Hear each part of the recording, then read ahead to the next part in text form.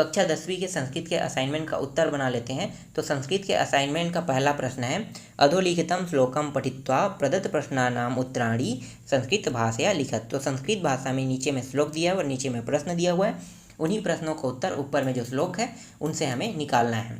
तो चलो श्लोक को पढ़ लेते हैं।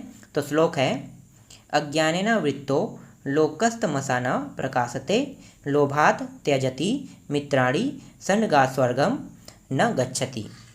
अब ये जो श्लोक दिखाई दे रहा है ना, इसका हम अनुवाद कर लेते हैं। जब हम अनुवाद करेंगे तभी क्या होगा, हम नीचे वाले प्रश्नों का आंसर निकाल पाएंगे। और ये जो श्लोक है ये पंचम पाठ से लिया गया है, 5वें पाठ से। ठीक है, तो 5वें पाठ से ये श्लोक नंबर 8 है।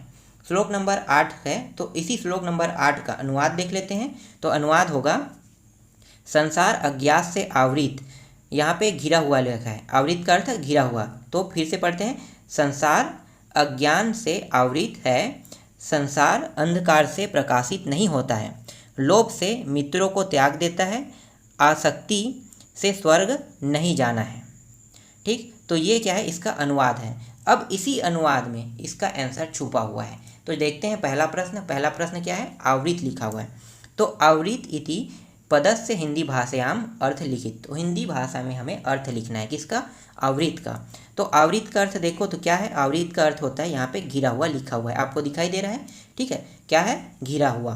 तो पहला का आंसर क्या आएगा, घिरा हुआ आएगा। चलो दूसरा देखते हैं, दूसरा क्या है, लोभात त्यजति मित्राणि। ये लोभात त्यजति मित्राणि जो है ना, इस वाक्य का हमें क्या निकालना है, हिंदी भाषा अर्थ निकालना है। तो हिंदी भाषा में अर्थ निकालना है। तो देखो इसका आंसर कहाँ से कहाँ बनेगा। तो देखो यहाँ पे लिखा है, लोभ से मित्रों को त्याग देता है। क्या लिखा हुआ है, लोभ से मित्रों को त्याग देता है। तो इसका आंसर में आपको लिखना है, लोभ से मित्रों को त्याग देता है। समझ में आ गया, दूसरा का आंसर भी निकल गया। चलो तीसरा का आंसर देख लेते हैं। तीसरा क्या है, मित्राणि इति पदस्य लिंग विभक्ति वचनम। ठीक है, वचन लिखित। तो मित्राणि जो शब्द है इसका हमें लिंग बताना है, वचन बताना है और विभक्ति बताना है। तो सबसे पहले हम इसकी वचन और विभक्ति देख लेते हैं। तो देखो यहाँ पे आपको दिखाई दे रहा होगा, तो एक वचन में क्या होता है, द्विवचन में क्या होता है और बहुवचन में क्या होता है। तो देखो मित्राणि कहाँ पे लिखा हुआ है ये पहले आपको देखना है। तो देखो बहुवचन वाले लाइन में देखो, तो बहुवचन में मित्राणि लिखा हुआ है, मतलब इसका मतलब क्या है कि जो मित्राणि है ये बहुवचन है, वचन में क्या हो गया, बहुवचन। अब देखते हैं विभक्ति देखते हैं। तो इसी में देखो विभक्ति कहाँ पे लिखा है, सबसे शुरू में लिखा है।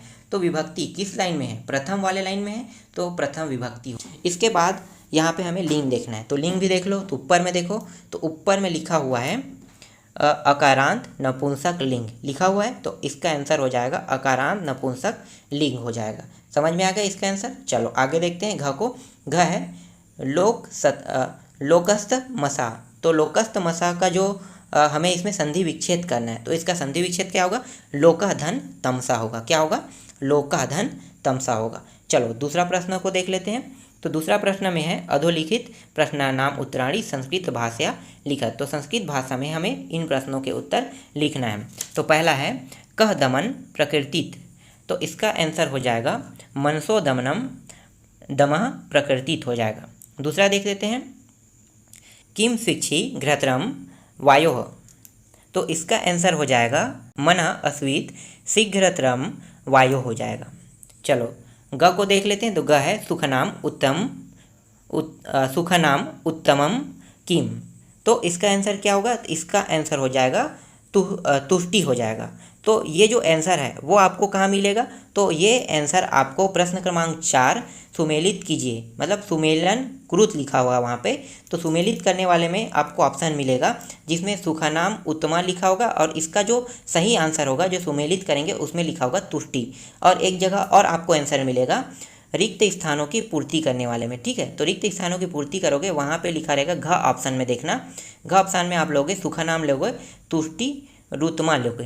तो ठीक है, तो यहाँ भी तुष्टि आ रहा है। तो इसका आंसर क्या हो जाएगा, सुखानाम उत्तमम किम का आंसर हो जाएगा तुष्टि हो जाएगा। चलो आगे देखते हैं। अगला है, युधिष्ठिरा कस्य प्रश्नानाम उत्तराणि अयच्छत। तो इसके आंसर में आपको लिखना है, युधिष्ठिरा यक्षस्थ प्रश्नानाम उत्तराणि अयच्छत। चलो तीसरा प्रश्न देख लेते हैं। तीसरा प्रश्न क्या है, निर्देशानुसारेण धातु रूपम परिवर्तन कृत्वा लिखत। तो इसे धातु रूप में हमें परिवर्तन करना है। तो पहला है गृहे वर्तन्ते। तो गृहे वर्तन्ते को जब हम धातु रूप में परिवर्तन करेंगे तो ये हो जाएगा सिर्फ गृहे हो जाएगा। ठीक है, क्या हो जाएगा? गृहे। उसके बाद देखो ख, अहम गृह कार्य करिष्यामि। तो अहम गृह कार्य करिष्यामि को अगर हम परिवर्तन करेंगे तो ये हो जाएगा अहम गृह कार्य अकरोत् हो जाएगा। इसके बाद देखो ग को, ग है मयूरा अनित्यन। ठीक है, मयूरा अनित्यन लिखा हुआ है, तो इसको जब हम चेंज करेंगे तो ये हो जाएगा मयूरा पठन्तु हो जाएगा। चलो घ को देखते हैं। घ है ते विद्यालय मिलेयु। यहाँ पे लिखा है ते विद्यालय मिलेयु, तो ये हो जाएगा ते विद्यालय मिलंती हो जाएगा। क्या हो जाएगा? ते विद्यालय मिलंती, इसका सही आंसर होगा। चलो आगे देखते हैं। चलो चौथा प्रश्न देख लेते हैं। तो चौथा प्रश्न में हमें ये जो अंडरलाइन दिखाई दे रहा है ना, तो उसी अंडरलाइन का हमें संधि विच्छेद करना है। तो चलो देख लेते हैं। तो यहाँ पे तिरस्कारः लिखा हुआ है। ठीक है, जो अंडरलाइन शब्द है सिर्फ उसी को देखते हैं क्योंकि वही इंपॉर्टेंट है, तो उसी का हमें संधि विच्छेद करना है। तो यहाँ पे लिखा हुआ है तिरस्कारः, तो तिरस्कारः का संधि विच्छेद हो जाएगा तिरस धन कारः हो जाएगा। इसके बाद है विमल मजलम। ठीक है, विमल मजलम जो लिखा हुआ है इसका संधि विच्छेद क्या होगा? तो इसका संधि विच्छेद हो जाएगा विमलम जलम। ठीक है, विमलम जलम हो जाएगा इसका। इसके बाद है घ है सह गच्छति ग्रामस। तो सह गच्छति ग्रामस, सह गच्छति का हमें करना है। ठीक है, तो सह गच्छति, तो यह हो जाएगा सह धन गच्छति हो जाएगा। फिर घ को देखो, पितृराज्ञाम लिखा है, तो पितृराज्ञाम का संधि विच्छेद हो जाएगा पितृधन आज्ञा हो जाएगा। ठीक, समझ में आ गया। चलो आगे देखते हैं पांचवा प्रश्न। पांचवा प्रश्न में यहाँ नीचे में जितने भी शब्द दिए हुए हैं इन्हीं शब्दों का उपयोग करके हमें वाक्य बनाना है। तो हम इनमें से सिर्फ 4 शब्दों का प्रयोग करके हम 4 वाक्य बनाएंगे। सिर्फ हमें 4 वाक्य बनाना है। तो चलो पहला देख लेते हैं। पहला है हम बही का उपयोग कर रहे हैं, तो ये हो जाएगा कोष्ठाकात बही का अस्थि हो जाएगा। ठीक है, एक हो गया।